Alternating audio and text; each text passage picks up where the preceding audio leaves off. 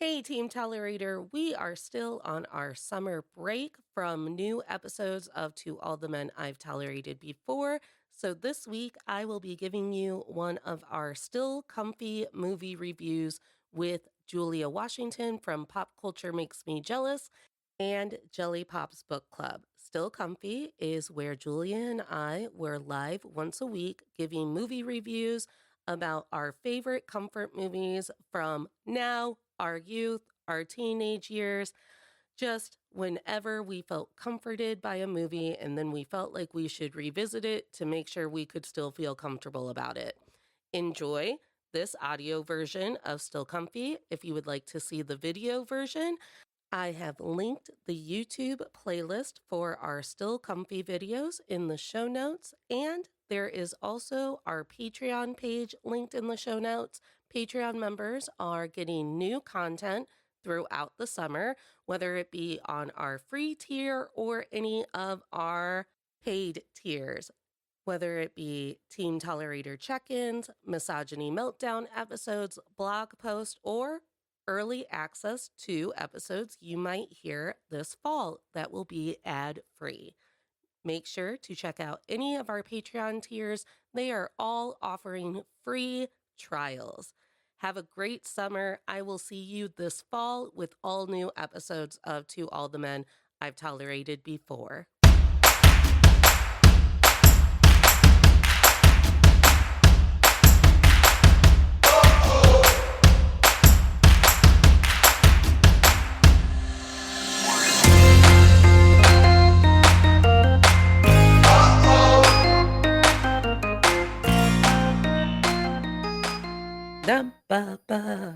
Oh, we are live. It did it really quick. I felt like it took a long time. Nope.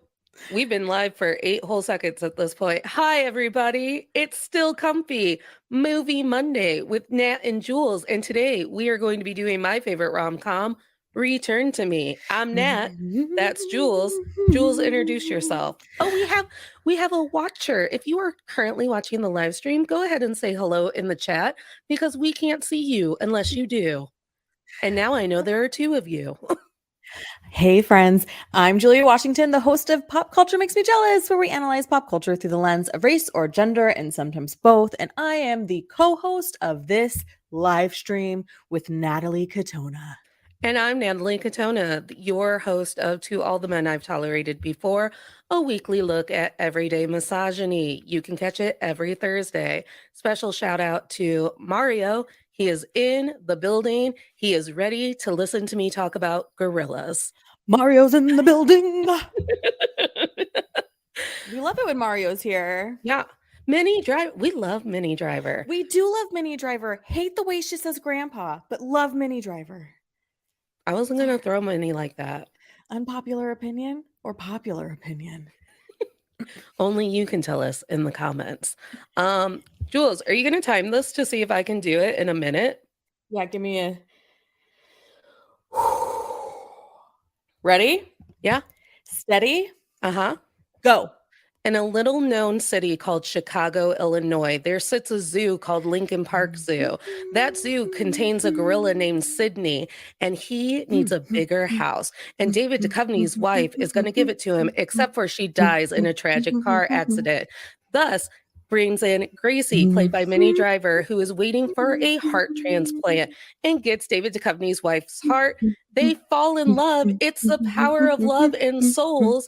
And there's a Irish-Italian restaurant because why wouldn't there be? And that's your look into today's film, Return to Me. Nicely done. 38 seconds and 30.39.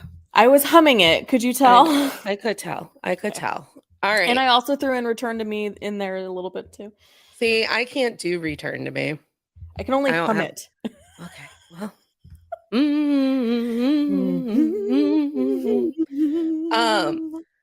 Let's start at the beginning. And by the beginning, I mean my beginning with this film. Oh. I was a 3rd or a 4th grader.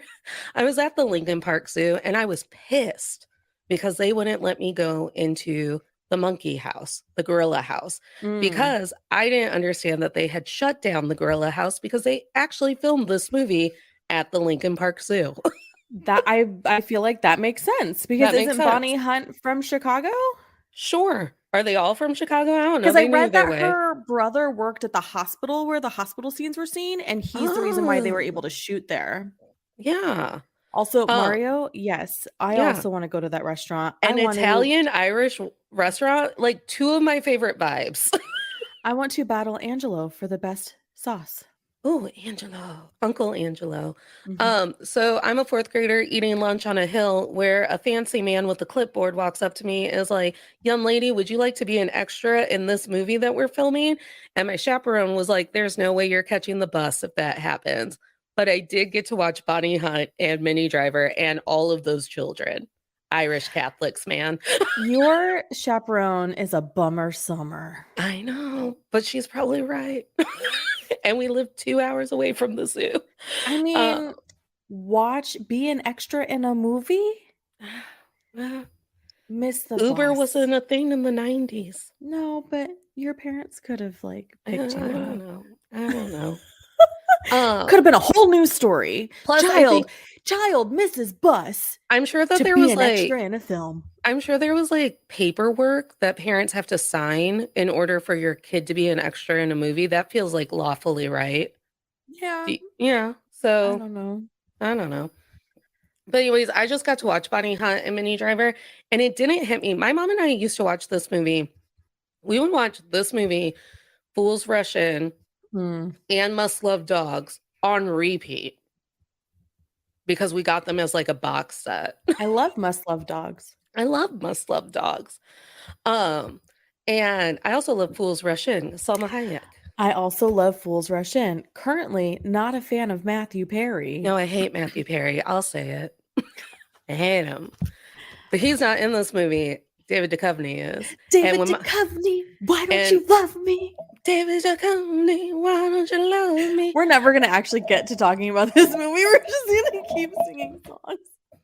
We are talking about it. And so anyways, I didn't get to be in the movie, to everyone's sad chagrin, but I love this movie. It's one of my favorite movies, and I didn't realize until 10 years later that I watched this movie be filmed. Like, it was like our 50th watch of it. I was like, "Mom, I was there." And she's like, "What are you talking about?" I was like, "I was at Lincoln Park Zoo when this was filmed. I watched Bonnie Hunt come out of the gorilla house."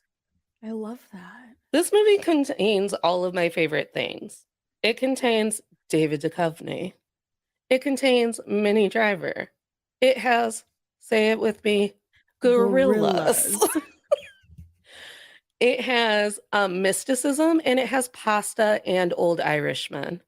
And some old Italians. I love old Italians. They're the closest thing to my great uncles. I um I would love to start at the car crash, but it's such a It's bad so vibe that sad. we're gonna start with the restaurant. But And I think can I go tell for you it. first though that I first saw this movie when I was because it came out when I was 16 years old. Oh. Then I Jim probably wasn't Belushi. in fourth grade because we're not that far apart. Because Well, I guess it came out in years. 2000. It came out in 2000. So I guess So years to film it. I don't know how long movies take. especially back then, who knows, right? Right. But it came out in 2000 and I was 16 Hmm. and I remember thinking this is so romantic. It is the purest movie of pure movies. As we know, I've been reading the Heartstopper series, and I send pictures of the Heartstopper graphic novel panels to people, and I'm like, "Look at this big boy cradle this littler boy." Like, I'm crying. But like, I cried throughout all of Return to Me. Oh, All of it. hello. I was like, this is terrible because Natalie's going to be like, what do you remember? What was it like watching the movie this time? And I'm going to be like, I don't know. We were 2 minutes in and I'm bawling. Bawling. I cried as soon as I saw the gorilla. I was like, that gorilla is going to be sad. The dog? The dog. Oh, and then waiting at the door? And I Oh was my instantly God. reminded that that becomes a thing after she dies. So I was like, that dog's about to be sad. That dog's never going to eat again. He's never going to eat again. Mel. Poor Mel. So I guess we got to start at the beginning. Okay. For one thing, David Duchovny, it should be illegal how good looking David Duchovny is in this movie. He is pretty dreamy, and I always remembered him being more like a cartoon handsome guy. Mm-hmm. You know what I mean? Like he was Yeah. like a little cartoony but a little handsome. And in this one I was like, "Oh, maybe you're not so cartoony. Maybe it's the Yeah. other things I've seen you in that makes you feel cartoony." Yeah. My dad often used to tell me when I was younger that he would never let me anywhere near David Duchovny. Why? I believe it was because of the sex addiction. I forgot about The that. sex addiction. Right, He because made isn't a that why he and Taya yeah. Leone broke up? Yeah. And then he went to star in the hit TV show Californication. Californication. That was possibly about his own sex They were addiction. like, "Hey, you know who would be great in this role? David Duchovny." David Not Duchovny, ironically. he already knows how to do it. Yeah. So my dad was always like, I don't care how many episodes of the X-Files you watch, you will never be in the same room with David Duchovny. Do you think he's still this is not my business. I'm not gonna ask Uh, that question. I haven't seen him since he was in that Netflix show about the lady who wanted to have a better job at that English college. And then he's gonna like be The a Sandra teacher. Oh series? Yeah. The Wasn't that chair? David Duchovny? Mm, Wasn't it David Duchovny who was playing himself wanting to be like a teacher's assistant or something? Or I an don't adjunct professor? girl, I don't remember. I'm gonna look right now. Because I remember being like, damn, David, you still look good. And that makes me happy. It was either him or John Stamos, because I would have been equally as happy for John Stamos. Do you remember when he was in an episode of ma'am, I think with Sandra Oh, right? Yeah, it's called like The chair. The Chair. I see no David And he's Duchovny. an uncredited I see no role. John Stamos. It was someone that I enjoy Oh, seeing there top he lip. is. One episode. Got him. Towards the bottom. David Duchovny. I love him. Sorry it took me so long to find it. So also he's married to, in this movie, the lady who plays Nikki, the wife in Nip Tuck. And Nip Tuck is also a show that I used to get my rocks off of as a like preteen. Yeah, that's Vanessa Redgrave's daughter. Yeah, Natasha Richardson's sister. she's fucking hot. She's hot. Cole from Charmed is hot. They were hot together in Nip Tuck because the other dude was ugly. Weren't they married in real life or no? Cole? I don't know. David Duchovny and her? I don't know. Jolie, right? Jolie Richardson. I don't know. He was in You People? I didn't see You People. Yeah, he's in You People. God. Oh, Mario was in 8th grade. We were probably around the same. Okay, we will talk about Bonnie Hunt and Jim Wait, Belushi. I don't even see this comment. Oh my gosh, are you not looking at the There comment it is. stream? No, it just wasn't there yet because the last comment I saw was I was in 8th grade when it came out, and then Mario concurred The Chair, The Chair. and then he just commented You People. Yes, he is in You People. That Yeah. movie is very controversial, and this is not the platform for that conversation. Oh, that's Or right. at least not tonight. All right, I'm gonna take it off. But anyway, so they have to go to this fancy party because she's a fancy zoo lady, aka she's pretty, so the old men will give the zoo money because she wants a thing, and she wants a bigger habitat for Sydney the gorilla. It's Which is so just the fucking sweetest. pure. Yeah. And she's practicing her speech to him. Yes. What are you hyper focused on currently? Whether or not she was married to the guy from Nip Tuck. I'm putting my phone away. I'm putting it on Do Not Disturb. This is not the time, Julia. This is not the time. I've moved on. I know. I'm listening. And so she gets her grant for the monkey house and then dies tragically in a headlong collision. But it happens off screen, which I really appreciate because I feel like a lot of films these days are like, we're going to traumatize you to never get in a car again.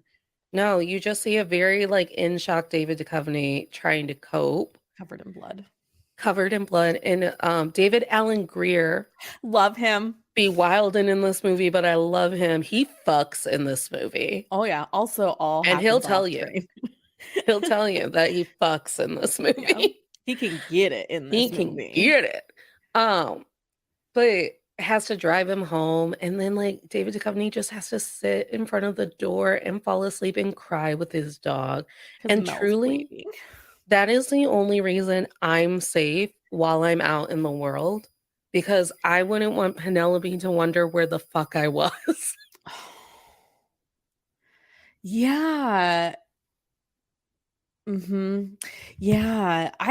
It's interesting because I ha hmm.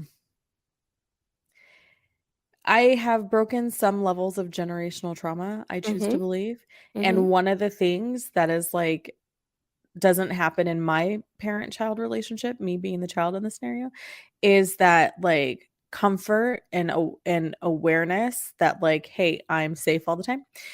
Um, because I have human child who lives 5.5 hours away, who, when he does alert me to being in a situation he doesn't want to be in, still has the wherewithal to let me know when he's safely home, mhm. which I really appreciate. I don't think Josephine will notice until it's been, like, 5 hours and she's like, "No one snuggled me, where's my mom?" Oh, She no longer comes running to the door excited that I'm home, that's calculated. which is the whole point of having a dog. Right, because my cat greets me at the garage door. Yeah, she doesn't do it anymore. Um, What'd you do to Josephine? I I think I've just made a really cozy home. Oh, maybe. 'Cause she's just, like, living her best life, like, the bed's super comfy, every couch is super comfy, like, she's like, "Why am I gonna get up? I'm good." I think I also this was the first time I clocked that there's actually a year between David Duchovny's wife dying, the heart transplant, and then David Duchovny and Minnie Driver running into one another. I think when you're like a kid, you don't understand timelines in movies. Oh, that's interesting because I feel like I've always known because also in addition to that, Bonnie Hunt and Jim Belushi have another baby in that time frame. Oh, another So, at the baby. hospital when she's getting the heart transplant, there's, like, 3 kids or Yeah. something or 4 kids, and I then feel when like they're there's 8 by the end of the movie. Yeah.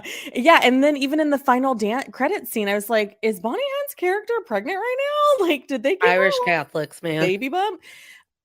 Honestly, and so, when they go to the gorillas, she's literally holding, like, what A we new could assume baby. is like a 9-month-old or something, yeah. Yeah. Um, But because that's an on the interesting point that you make about kids maybe not necessarily picking up on a timeline because it is really subtle in the Mhm, way that they do it. right. It's not like a flash over the screen that says 1 year later. I think what impresses me the most about this movie, besides the David Duchovny and Minnie Driver romance, is that this movie sets the standard for the type of family life I would want everyone to have and the type Mm, of friendships that I would want everyone to have. yeah. Yeah, I love Bonnie Hunt and Jim Belushi's relationship, like, they have their little quarrels or whatever because that's life, but then Yeah. at the end of the day, he still is attracted to his wife, and he still Mhm. wants to, like, be with her intimately, And he and can he's do still, like body l rolls. Yeah.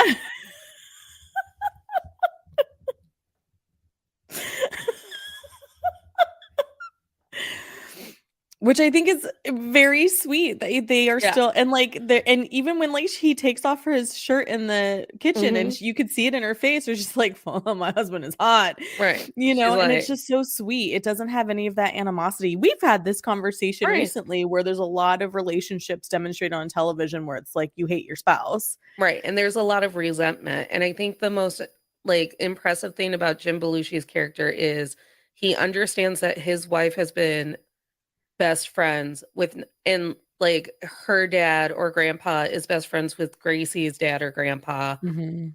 um, and he understands that, like, his wife has been friends with someone who has been chronically ill, Yeah.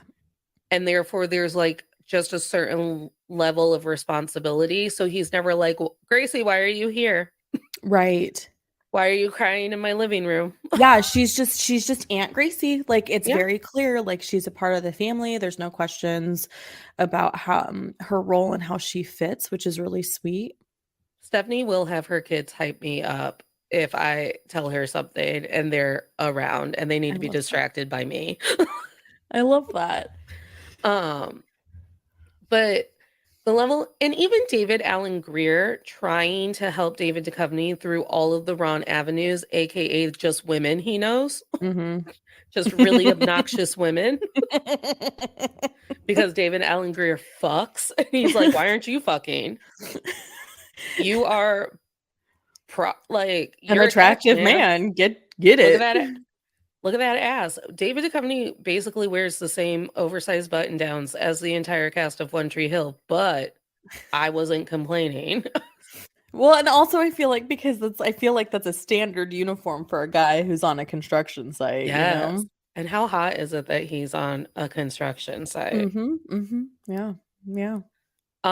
But then there's the restaurant. Because I'm with you, Mario. I want to go to that restaurant so fucking bad.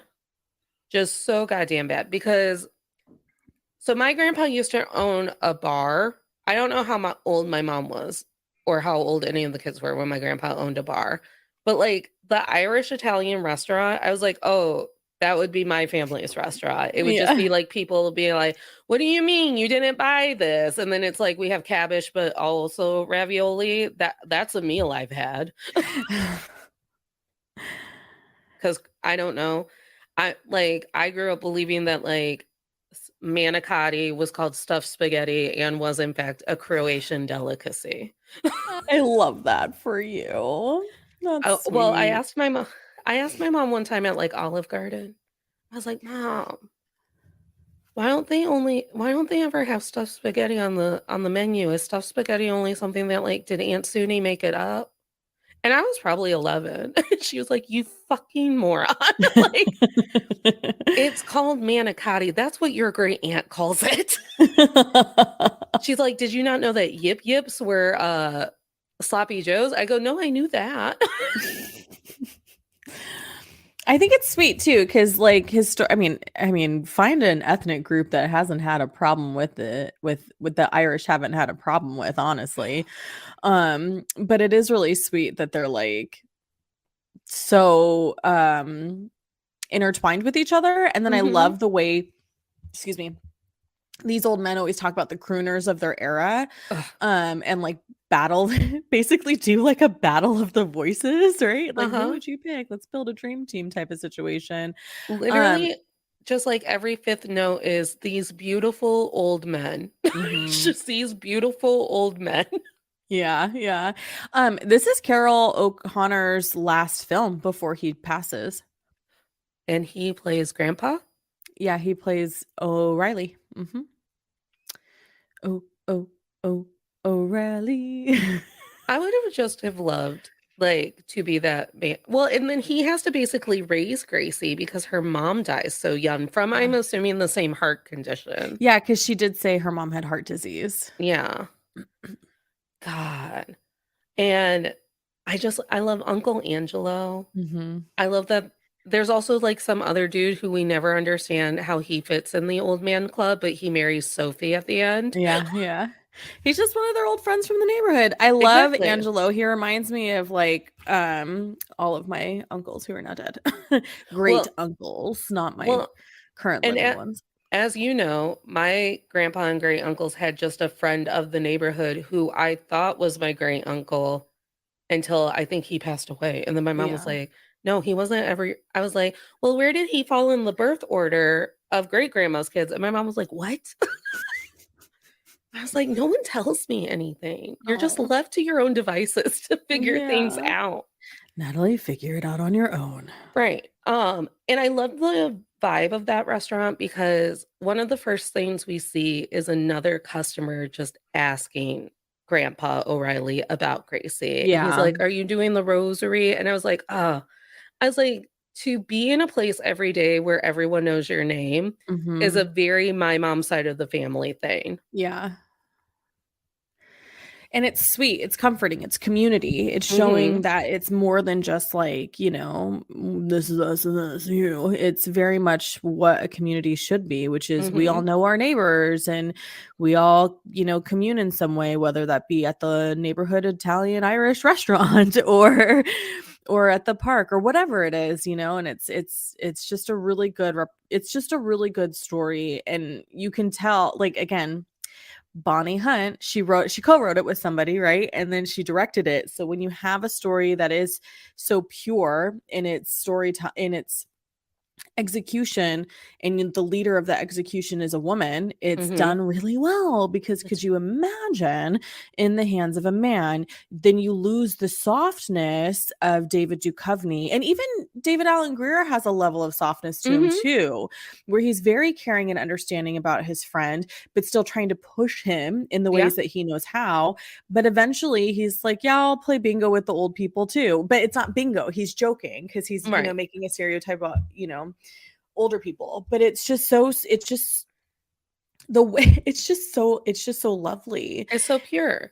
The way There's that no like like, I don't even think no, I was like, none of these men are toxic in any way, there shape, or there form. was no bit of toxic. Every time I saw Jim Belushi, he was holding one of his kids. And like Uh-huh. as you know, that is like my only qualifier of yes, you do get to be called a good dad is if I look and you are constantly in arm with one of your gremlins. And he's taking them to bed and putting them to bed. Like, he's not making it's his wife's responsibility in that moment because her friend is there and they're having a conversation. He's Hmm. even trying to set this friend up on dates. Like, he's invested too. And we don't see a lot of that really happening anymore in storytelling. And I don't know, is it because it maybe doesn't do well and the people who make the decisions think that people don't want it? But I think people want I it. think people want it. I think that's what Heartstopper taught me is that I literally just want pure, like, this will just make my heart feel good and continue to make my heart feel good because my heart felt good for all of Return to Me and sad shit still happens. Yeah, exactly. Exactly.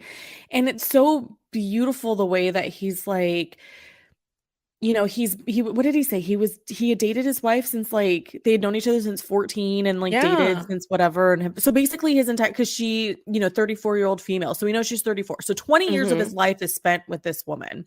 When he when And he he's explains to her that they've spent 20 years and he's never actually dated, and then like you think he's gonna ask Minnie Driver to kiss him, and then instead he goes, "So I was just wondering if I could hold your hand." I'm like, Mhm. why do men not understand that that's what we want? Yeah, it's so sweet. And then even still, when all of the like turmoil happens and the misunderstanding and oh my gosh, here's where we are, even at the end, he's like, I loved my wife. I love my wife. She is my world, but I ache for Grace. And you're just like, I love that you're showing that you can still have romantic, loving feelings for a lost one, but Hmm. still are able to like embrace that both can exist, that you can have a current love that you're exploring and have strong feelings for, but you're still able to like live in both worlds of the past. Hmm. And you're not like holding on in a way that isn't allowing you to be open for possibilities. Well, and even when she has to reveal to him that she is in fact the person who received his wife's heart as as a organ donor after she died, that was also a lovely way to watch that go down because no one heightened it. Right. He just kind of looks at her and you can tell he's thinking it over and he goes, I have to take a walk. Mm-hmm. And then she doesn't like scream at him that this isn't her fault or anything. She just lets him take a walk. Yeah. And then she decides that she's also just going to give him, like, because now she does feel like she is the reminder Right. of the tragedy that he had at the beginning of the movie. Yeah. Which is fair. Which is fair. And then Yeah. she gets to go to Italy, which is all we ever want. We want to flee men to Italy.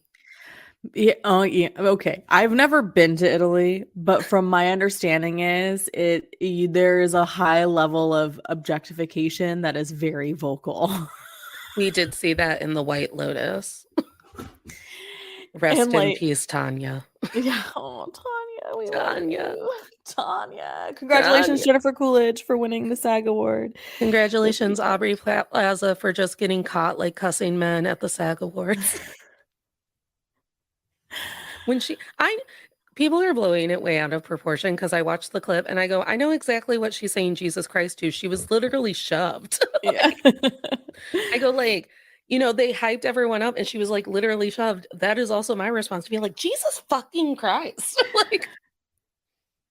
But the way that and I love that. That scene with the waiter who wants to know why she's not painting. Correct. Even that is like a gentle soul moment too. Like she thinks he's gonna walk away and just be like, whatever, this chick is taking up my time and space. Yeah. No tip for me. Pulls up a chair and says, I got time. Time to break my break. Well, and then even Bonnie Hunt, because as you know, I truly believe that the truest love in your lives are the women who support you. Absolutely. They are your true soulmates. Start bringing them to weddings. Absolutely. So, Minnie driver Gracie, she finds the letter in David Duchovny's house about how and it's the letter she wrote to thank a donor family for the heart. Mm-hmm. And it all comes crashing in on her. She immediately goes to Bonnie Hunt's house, and Bonnie Hunt's just like, I'll script it with you. I'll drive you back. We'll tell him. I'll tell him. I'll sit with you. I'll hold his hand. Like, it's the we can do this because we've always done the hard things vibe. Yeah.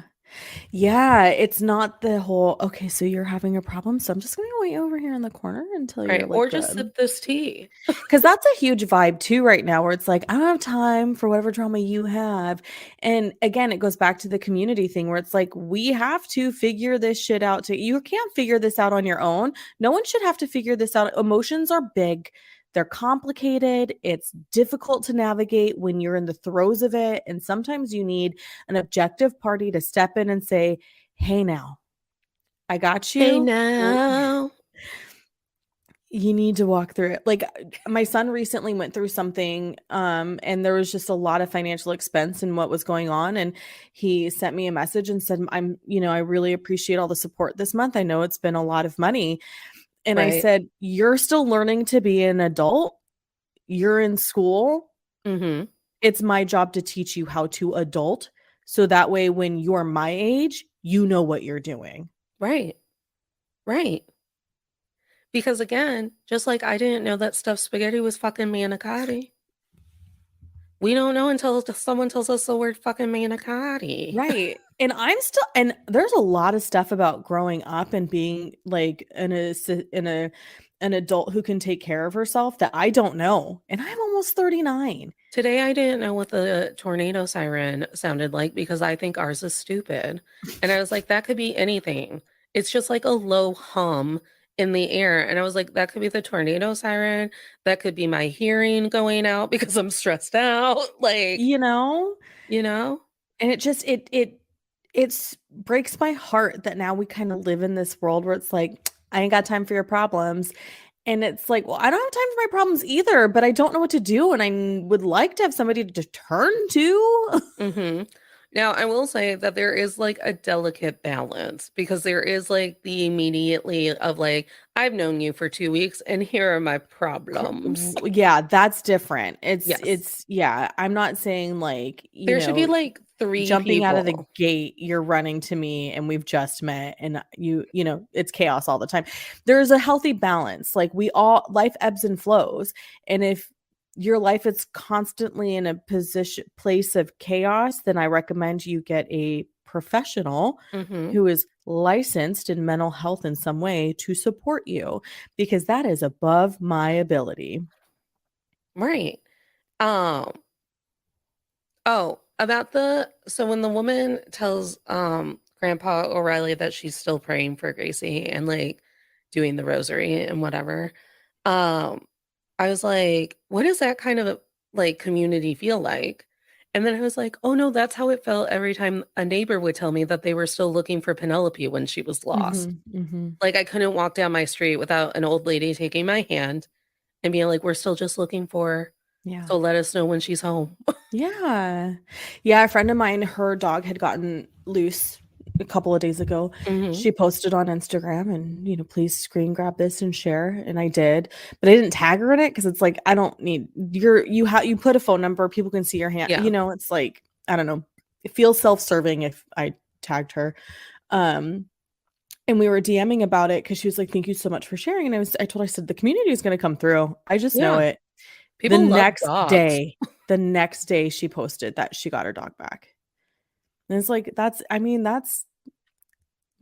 this is the power of the and granted, dogs are not a small situation because a lot of people have dogs in their lives because they love them and all the things. But Mhm. imagine if it was like a crisis that was a little different. If it was a health crisis or a crisis with a child or something else, like the power that we wield when we support each other and care for each other is just incredible. Yeah. And there's no space for that to exist anymore. Well, and then and I truly believe that it should only be about 3 people. Like, you should be taking care of 3 people and 3 people are taking care of you. Mhm. Because if it gets too, far spread, then that dilutes my energy to help.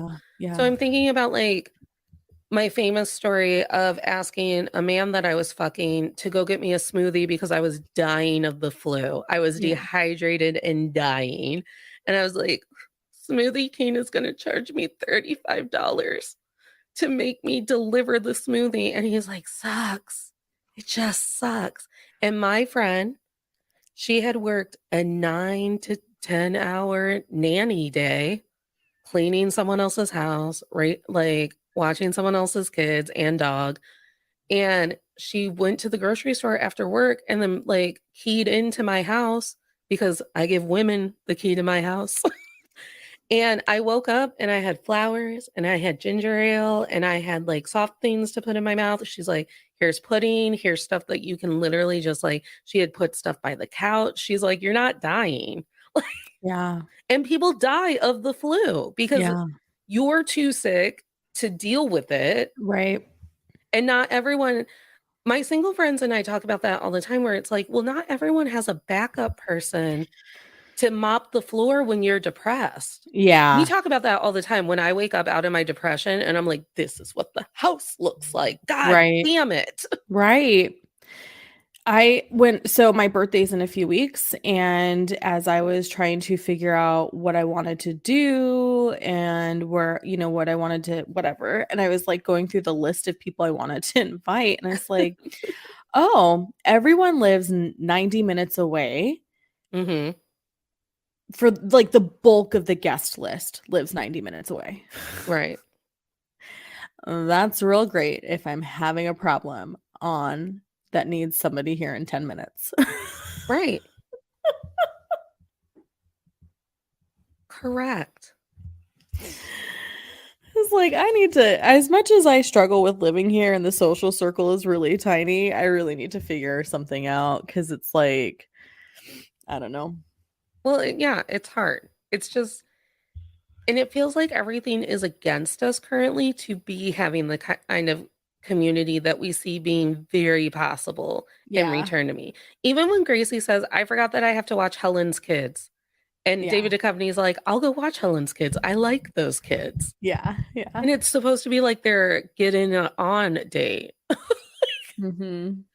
Like, she shaved her legs beyond above the knee. This was the movie that taught us that if you shave your legs above the knee for dates, you're a slut. No, just shave them in general. Oh yeah. Oh, that's right. Bonnie Hunt was like, don't even Just take a don't shave little your bit legs. of a razor Yeah. to it. And then Minnie Driver wore a skirt on the date. Uh-huh. I was like, that's not the advice she gave you. Listen, Minnie Driver Those had it. legs look smooth to me. I this watch through of the movie made me realize how virginal Minnie Driver's life had to be because of her illness. So I was like, Yeah. David Duchovny's probably the first man who's ever kissed her, and what a lucky girl. Yeah. Well, and he's equally innocent if he's been with his wife since they were 14, you know? Right. And I'm so glad it wasn't one of those gross dynamics where it's like, I'm a girl who's just new to this all because I was in a hospital for a long, long time. And Yeah. I see you over there, Mr. Playboy. Because we've seen that movie. That's how every porno starts. It's how every porno starts. It's probably how Californication started. Honestly, David, could you weigh in? David, I am so curious now about his life in Teo Leone that I need to like Google this. listen. You know what? The only thing that would have made this movie better is Marissa Tomei being in it. Oh, I love Marissa Tomei. We love Marissa Tomei. We love. Also, I would like to talk about like Bonnie Hunt. For one thing, I was like, oh my God, where has Jim Belushi been? Didn't he do a TV show, Eight Simple Rules of Dating He My did. Daughter? No, that was John Ritter, but it was like Grounded for Life, I think, was Oh, Jim jeez. Belushi's. It's hard to remember stuff. I swear to God, it was Grounded for Life. You're probably right, but I'm just like because I since swear to the Jesus that you Grandpa guys O'Reilly really, really liked. The baby Jesus. okay, how long ago? I gotta scroll way back because I don't like the Why I don't would like you go straight to Oh, it wasn't Grounded for Life either. He did have a sitcom. yeah. But I looked him up because I knew that one of the Belushis was dead. It turns out it's John. Yeah, John, Uh, that was a big kind of a big deal. would you like to make $1 million guess as to what Jim Belushi is doing now? Well, I'm on IMDb at the moment. You're not gonna find it there. Okay, then tell me. He's a cannabis farmer. Really? Yeah, I had to Google it. I was like, where is my friend Jim Belushi, this big, big man who has no toxic masculinity in him?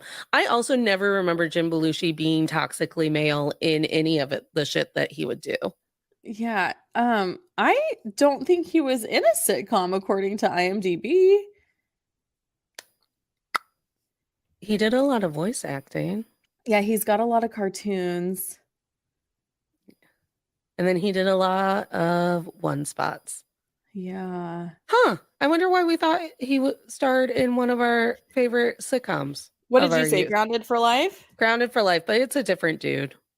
Yeah, that's a different dude. I did love that show. That is somebody whose last name name I can't pronounce. So we won't. Batman should have been better. I don't know. Oh, he was in Kablam. I love Kablam. Oh, Eight Simple Rules was John Ritter. no, David Spade and James Garner. Oh, and John Ritter. Because David Spade stepped in after John Ritter died. That's the show that John Right. Ritter died on. Right. That's why, but he shouldn't have a higher line item because I that's, can't remember. He might have done more seasons. I never watched that show. I just know that David Spade's the one that took over after John Ritter died. right, He's like the uncle that moves in or something. right. And then it promptly failed. I love David Spade. Back to return to me. No, I'm not saying bad or good. I'm just saying Could like someone please get a hold of Jim Belushi and just have him call me? I would love to see Jim Belushi. Where's Bonnie Hunt? Where is my Beethoven mommy Bonnie Hunt? I need more Bonnie Hunt representation in the 2020s. where is Bonnie Hunt? Is she Bonnie. directing? Just I turning don't into a Googling session. Mm-hmm. Mm-hmm. Also, the fact that these beautiful old men that I am obsessed with. Oh, she's an executive producer on a show. Which one? Her most recent one is listed as Amber Brown. I've never heard of it. I've never heard of it either. She has a show coming out called Red One, and she plays Mrs. Claus. I don't know. She has a lot of voice work. Mm-hmm. That's usually where the people who I haven't seen in a while are. The Peter Austin Noto show. Have you heard that about No. that? That was 2017. And then the Corona Dialogues, a Dylan Brody project. Again, how many things are you going to read before the hyperfocus fades? Okay, sorry, one more. The Ultimate Playlist of Noise. I've never heard of that. Until we get to Beethoven. And I'm like, yeah, that's the one I just said. No, I'm looking at the most because you said 2020s, so I was reading the 2020s. I love the Beethoven the movies because I love big dogs. Weren't those written by John Hughes? Stop. Okay, we can't derail because I'm just gonna keep asking IMDb to confirm what I know. I can't help it that every word that I say makes you Google a thing. Like I can just be like me in trivia, just living without knowing something for 10 minutes. It's 10 minutes. But then I'll forget to look it up to see if I was Man, and right then or we'll never wrong. know what Bonnie Hunt's been doing. But this Damn movie's so it. brilliant. She needs more She is so real. That's what I'm opportunity. saying. Also, do you know what a fun little thing that I caught this go around? Because I was like, David Duchovny, stop feeding that gorilla French fries. I know, right? But then I was looking at the French fries because I was very hyper focused on it. I was like, movie magic, those are apple slices. I And love gorillas that. can have apple slices. Yeah. I was like, movie magic. They cut the apples to look like fries. I think that's brilliant. They probably got like one of those like golden delicious, so it Yeah. looks like a fry on the inside Because and I'm the pretty sure. outside.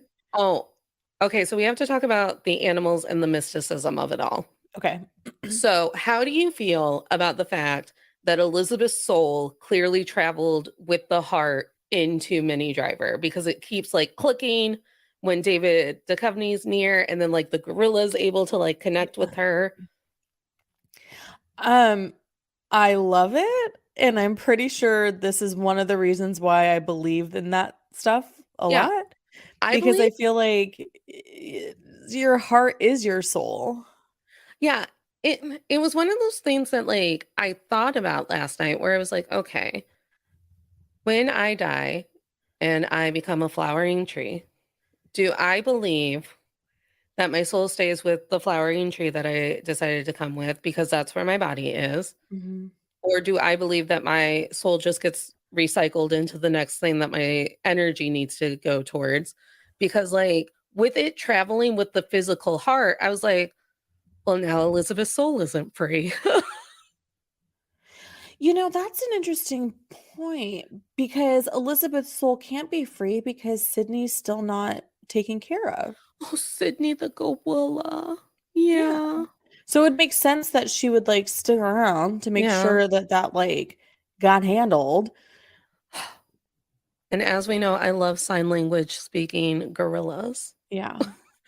I and it and then it made me go, is their love actually like okay, so I'm Real. reading The Invisible Lives of Addie LaRue. Mhm. Mhm. And she clearly loves people, but they cannot remember her. So it's like, does that in fact cancel out the love? And like, and then she finds another cursed man, and it's like, well, now it's just love out of convenience. So then with Mm. like David Duchovny and Minnie Driver in this very pure movie, I was like, does this almost not count?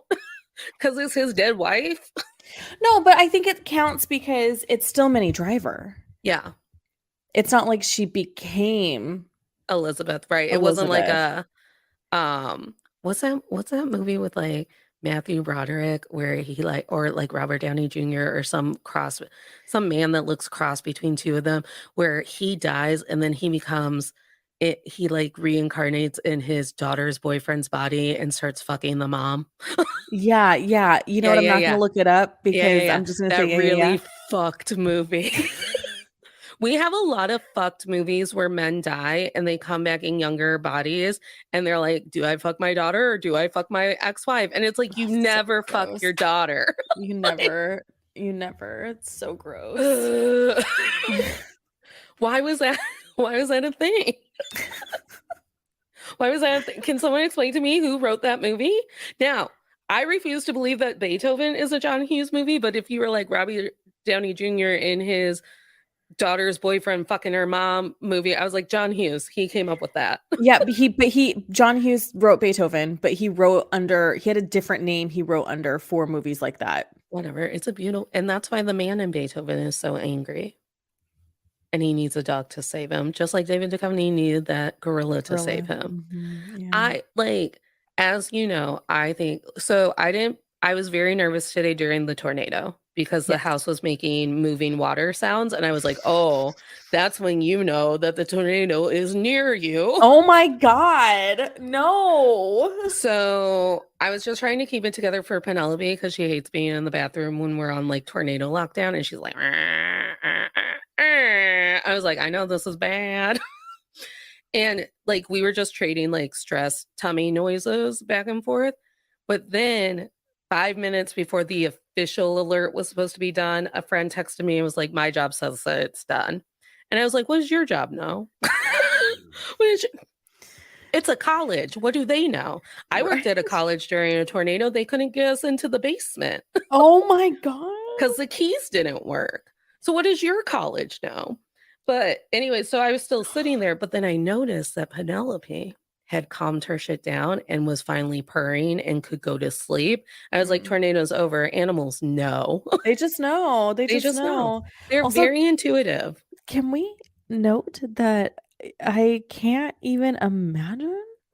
Like, Being I live in California and everyone's terrified because of hurricane. Like, everyone who doesn't live here is terrified because of earthquakes. earthquakes.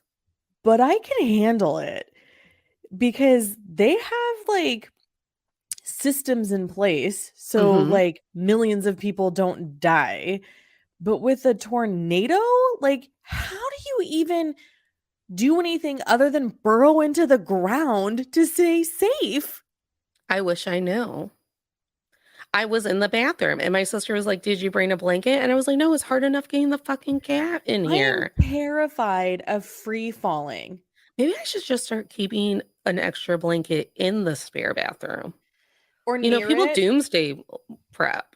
or not even like doomsday prep, just like emergency preparedness. Right. Also, can we talk about how, like, in this movie, rich people real fucking drag, just like in Titanic? I didn't think they were as much of a drag as the David Titanic Allen Greer rich. did not want to talk to any of them. Well, David Allen Greer wanted to get it on. Like, That he was not woman, having any of it because he was like, y'all are not a vibe. I need to know who directed that woman who was at the party with David Allen Greer because I know it was not Bonnie. Bonnie would not just have a woman stand there doing this. Doing the dance thing. I was like, what is It happening? wasn't dancing. Dancing would be one. She was like, I'm like, ma'am, are you okay? It was like her version of dancing. Yeah. But like, what music do you hear in your head Uh-huh. because the music that was playing at the party and the Hmm. way you were moving your body, it Right. doesn't make sense. It does not make sense. David Allen Greer, I want to know where you get your ladies. Well, we Yeah. saw that obnoxious lady who was like, I don't drink tap water. And I'm like, me either. But Listen. there's a way nicer way to ask. I don't drink the tap water in Chicago either. I know what they do to the river for St. Patrick's Day. Okay, but that we got to talk about that lady for a moment. I was like, if there was ever a lesson in how white women behave, this is it. Yeah. Hmm. Because when Minnie Driver's character just hey, hand me the Aquafina, and then pours out the water, and then fills it with tap water, and then the lady's like, oh, that's the stuff. It's so good. And you're It's just like, so good. you're so bad. You're a pretentious little shit who oh my God. I was like, You're this is a it. This is mean how I lady. learned. This is how I learned. I should have taken Bonnie Hunt's advice by watching this and realizing that there are gonna be a lot of women like that in my life, and they're all gonna be white. Well, and like the moment that they sit down, she's like, where is a waitress? She's singing a song. She's singing Buena Sera. Let her be. And then she like gets out her puppies. She's like, oh, we're matchy. Don't worry, I will just get naked. I'm like, what are you doing? And the way she's constantly hitting him in the shoulder, and it's not even like a oh my No, God, it's like a boom boom, like I'm just pounding my arm into your like hello, this is and what you're I just want you to do to me against the wall later. yeah. I'm just like, honey, do you want to have a chat about why you're still single? And then David Allen Greer, traitor, he's like, why are you leaving? Because, bro, you tricked me. This Yeah. is gaslighting. This is gaslighting David Allen Greer. I refuse. I refuse to be a part of it. Um, but yeah, that lady. And then I love that those sweet old men, when they asked David Duchovny, "You married?" And he goes, "I was." And they're like, "Oh, no, that didn't work out." And he's like, "Well, she's dead." And his grandpa's like, "Oh, no, I hate to hear it." And I'm like, "Oh." And then they were like, come here and sit down at this table with us and play a poker And play game. cards. It And was so then cute. Sophie walks in and she's like, "How the fuck did you get roped into this?" And then he helps her cover her flowers. Yeah, it's really cute. He doesn't even know that he's gonna get laid yet, and he takes an interest in her hobby. Hmm. Why don't men know that that's more of a turn on than anything else? I don't know. I Because don't there's know. too many Rosses in the world. Fucking Ross. Worst Fucking Ross. human. Worst character. Everything is the worst about Ross. Fucking Ross. I know this this movie set the standard for me. I was like, Yes. one day, a man who has lovely feathered hair like David Duchovny, soft hair, and a butt that looks great in jeans and khakis, Yeah. is going to show up and ask me to hold my hand. And then I will be like, our souls match up. And he's going to be like, yeah, baby, they do. And then we're going to fuck in Italy. Do you think men still wear khakis? I don't know what men do I because don't know what's there they're anymore. number one, men aren't allowed near me until I get my abortion rights back. All my male friends are married, except for Mario, but he lives an hour away, so I don't actually see him in person. So I guess I have to update my fantasy where Minnie Driver takes me to Italy and says Yes. that.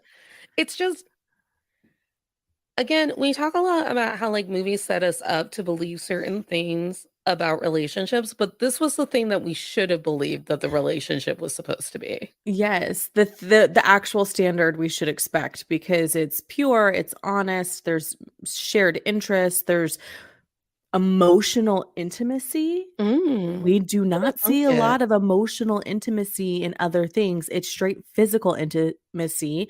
So when the physical intimacy wears off, everyone's like, "Oh, what the fuck am I doing now?" And you're like, "Well, you should have some emotional intimacy too, sir and ma'am, or ma'am and ma'am, or sir And and sir." I think also in the very little slice of life that we get with Elizabeth and Bob, um, it's very aware that he is her partner. Yeah. He goes to pick up her dress. Mhm. He walks the dog in his tux because he's a moron. Or because he's just really sweet and wanted to make sure it got done, but he Right. saw the note after he got in his tux. He his construction company is literally in charge of her lifetime achievement project. Yeah. And some other stupid person would be like nepotism or I don't want to work for the zoo. Zoos don't pay. And by the way, when I was a kid, getting into the Lincoln Park Zoo was free. I don't know if that's still the case, Oh, interesting. but And it's a free zoo. he even comments like this job doesn't make any money for me. I can pack up and leave. I don't Hmm. understand why you're because the zoo does try to change some things that Elizabeth wouldn't have approved if she were still with us. And he's like, you have to do it this way or I'm out. You're not going to find anybody who's going to do it for the low cost of what I'm doing it for. I cried when the monkey got to go in his new home. I know. As we know, I love It was gorillas. really sweet. It was really, really sweet. And Cindy did just look so sad. And he Hmm. looked so confused as to why he was in that tunnel. He's Yeah. like, why am I in a tunnel? Can I just roam free, That's what I please? love about gorillas is that they like you can actually see their emotion. I mean, I believe that you can also read dog and cat faces. Truly, I can tell you what any animal is feeling at any moment of the I was gonna day. say, haven't you seen Josephine's confused face and her worried face and her Right. happy face? Like, I swear I post about it all the time. So like it that I mean that gorilla actor was probably confused as to why he had to interact with David Duchovny at all. He was probably just a gorilla who happened to be at Lincoln Park Zoo. Like the best behaving gorilla got to be in the movie Yeah, yeah. and meet Minnie Driver. Like this one will win. Oh, it's just so sweet. The whole premise is really sweet Yeah. because it's like it tells you that like second chances are always just around the corner. Yeah. and that you're allowed to be nuanced and conflicted about things. Mm-hmm.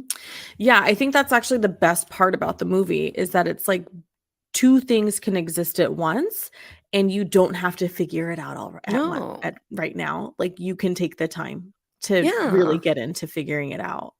you sure can. Yeah. David Duchovny told us so. David Duchovny, why don't you love me? But David apparently this Duchovny, isn't a bad why thing. don't you love me? It's a bad thing for me.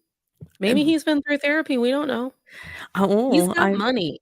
you told me I can't Google anything else on the show, so I can't look up what he's doing. He looked fine on the chair.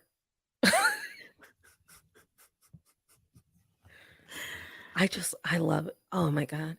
Just like it Yeah, for one actually thing. the X-Files is in syndication. It's on the Mhm. cable all the time. At first, I thought it's been in syndication since I was a kid. Yeah. Yeah. But you know Um, what I mean? Like sometimes stuff like will go oh yeah, away. and yeah. It's like still on TV. Um, David Duchovny, because like my first note was like, oh my god, he's got such a baby face. And Minnie Driver's always looked like Minnie Driver, just like Mhm. mature and beautiful and all of it. But David Duchovny had a baby face in this one.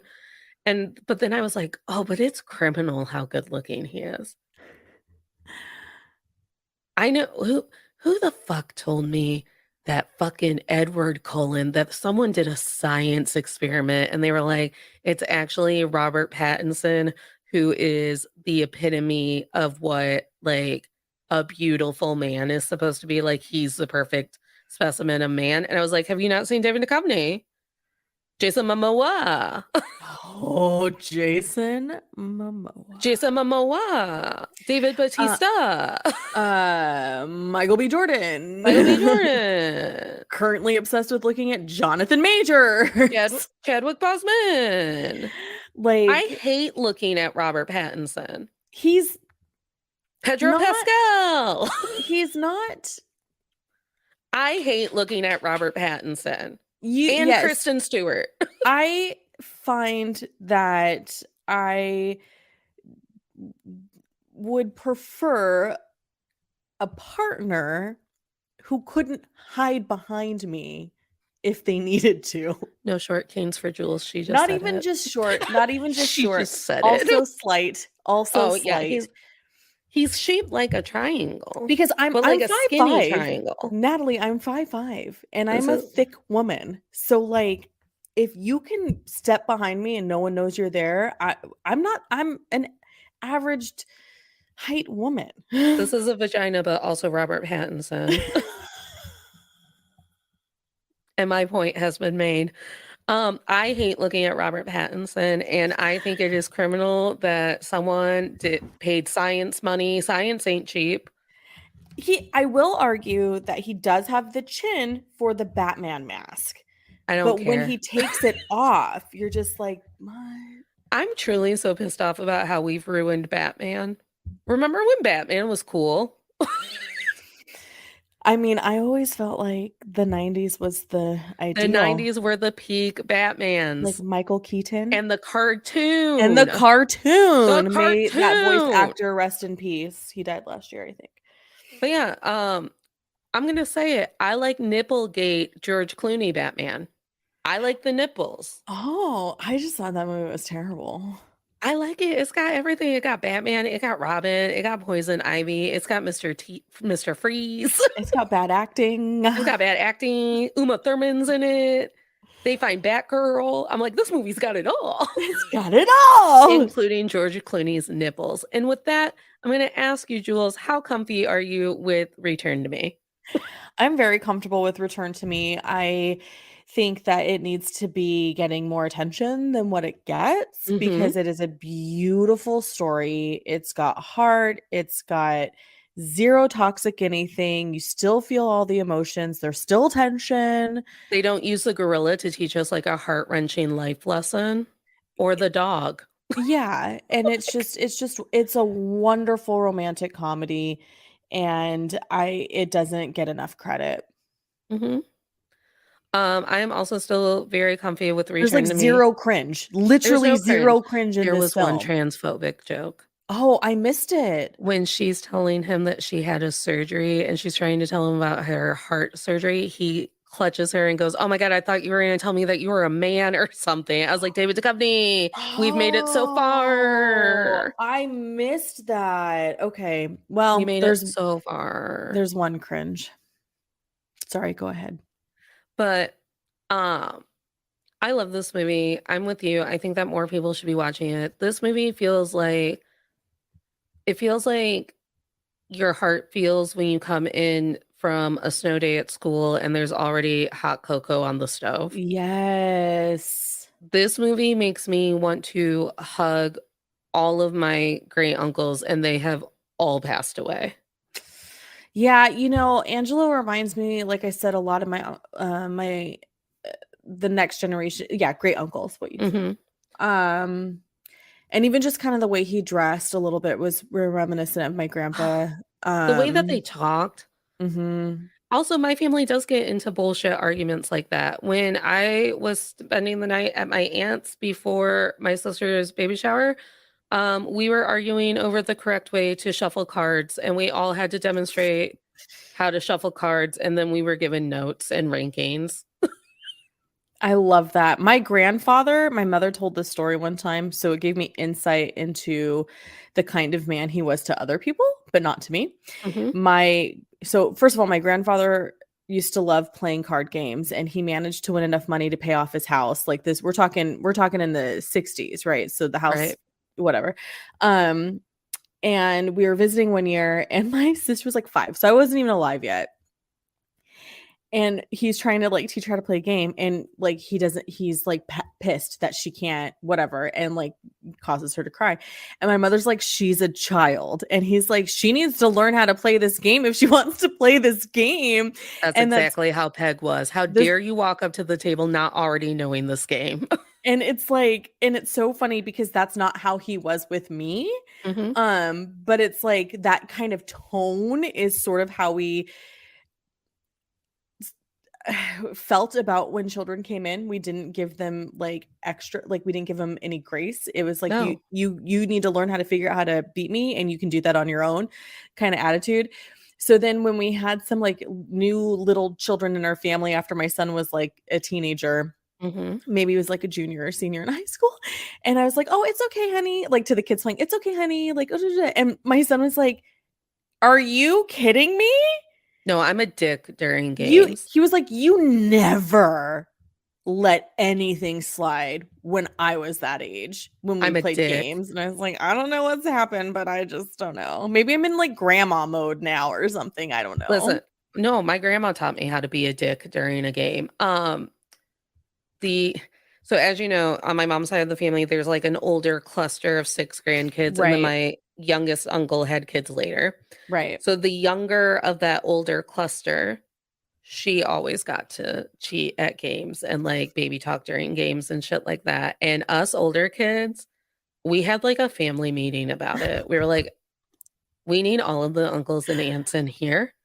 And we're like, we don't know who the fuck you think you are, but she's ruining the fun for us because you've just taught us how to be dicks during games and competitive and only want to win. On the circle, when they're like, red flag or green flag or thumbs up, thumbs down, would you cheat at a game to win? Yes. How dare no one answer yes to that? I was like, Honestly, because I was like, no, I feel like people would be like, there was a Mother's yes. Day. My mom cheated at the card game we were playing, and she still lost.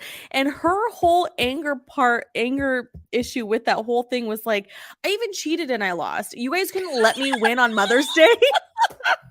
No, because we're fucking dicks during games. And that's how we learned in the 90s how to play games. Yeah. In the 90s, like your grandmas didn't want to fucking play with you and teach you like Candyland and not have it be for stakes. Oh, and we never played Candyland. There was no kids games. It was all, you're learning how to play gin Rummy, rummy, you're learning how to euchre. play poker, you're learning how to play like it. My There was grandma taught me no blackjack. we Like, only why? yeah, like we only had kids games if it was like literally church. Right. Or if the kids had snuck away to play a game. Yeah, yeah. You were allowed to play children games in the sunroom in front of the TV or in my uncle's room while he was at work, Or if you were sitting at the table and you thought that you were fucking playing Candyland, gin rummy. It's Yeah. like, Yeah. uh-uh. Ah. So yeah, this movie literally like it felt like a hug from all of my favorite aunts and uncles. Yeah, because it's Like perfect. I'm pretty sure that this movie is why I romanticize all of my aunts and uncles and feel like I would have been a happier child growing up in their vicinity. And honestly, I wouldn't mind seeing like a 20 years later film because then, Minnie Driver and David Duchovny could be reunited and they have a couple kids and Bonnie Hunt's kids are grown and, we Bonnie get Hunt, another do dose of it. generations of like community love and harmony. Like this is what and you're right, like you like I didn't realize because now my family bearing years are probably over because I'm Mhm. single and whatever. But I was like, I feel like when I thought of having a family, that's what it would be. Yeah. Like that It was the realization I had on Sunday. Like, oh, if I was going to have a family, that's the way I wanted to do it. And then I didn't mhm. do it that way. No.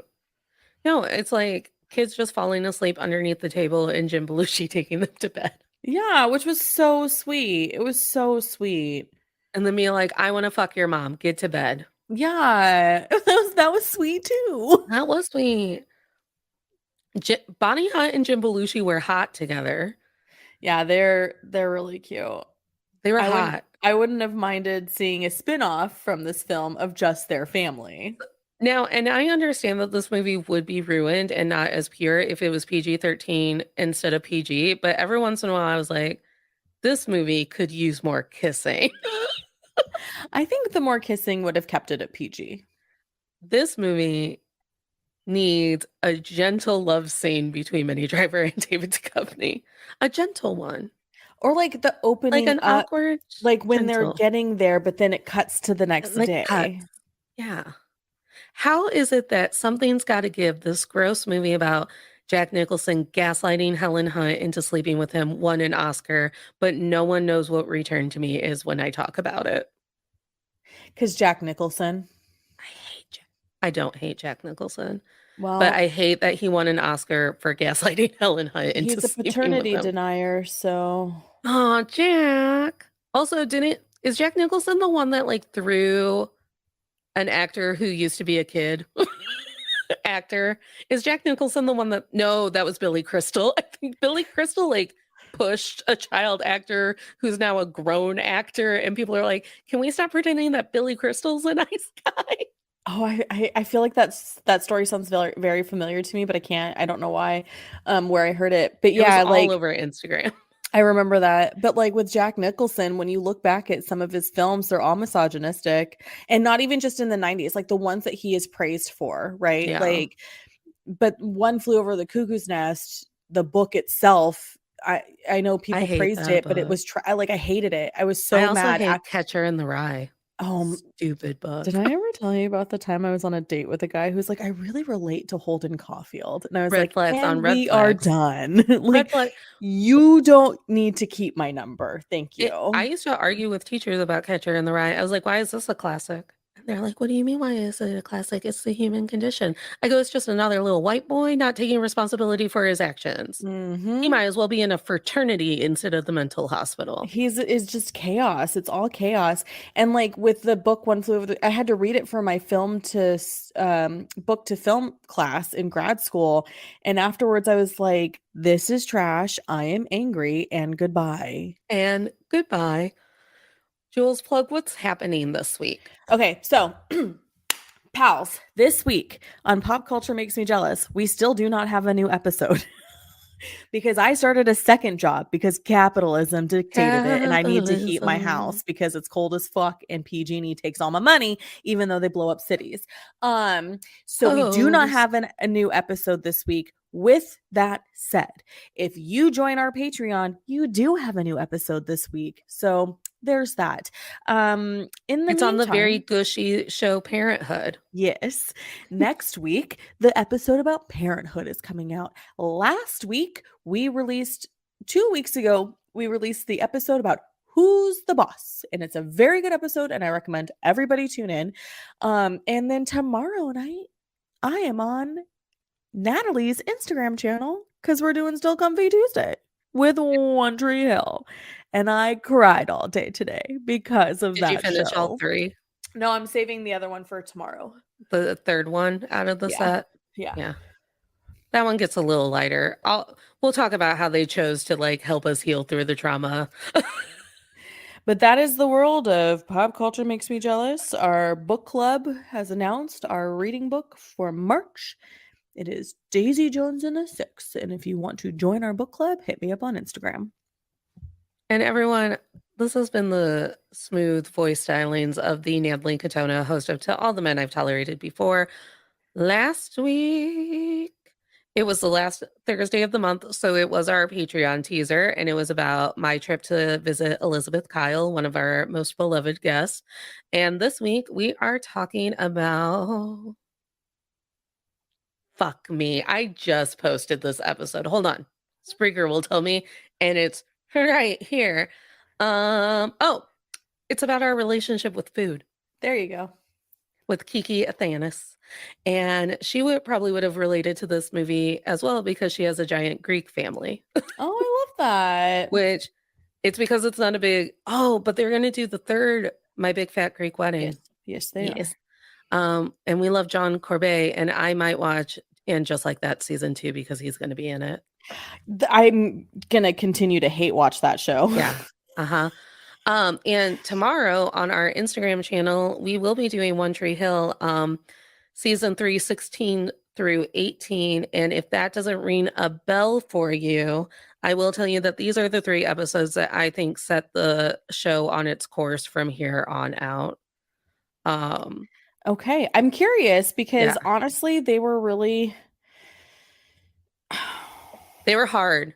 Mm-hmm. And I'm really trying not to say anything because I want to save it all for tomorrow. So they're the hard episodes. They are the 3 hard episodes. There's going to be a lot of prevalent information about where our country is with this issue, where One Tree Hill was in the timeline of this issue.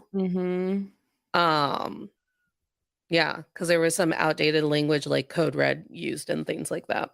So it kind of dated it. But I think they're the best 3 episodes or the best 2 episodes of the entire series. Oh, interesting. Yeah. And Just Like That, or Sex in the City, or Love Gorillas, everybody. That's been another episode of Still Comfy. We hope that you stay cozy, stay comfy out there, and we'll see you tomorrow night on the River Court. Bye. Bye. Ba, ba, ba, da, da, da, da, da.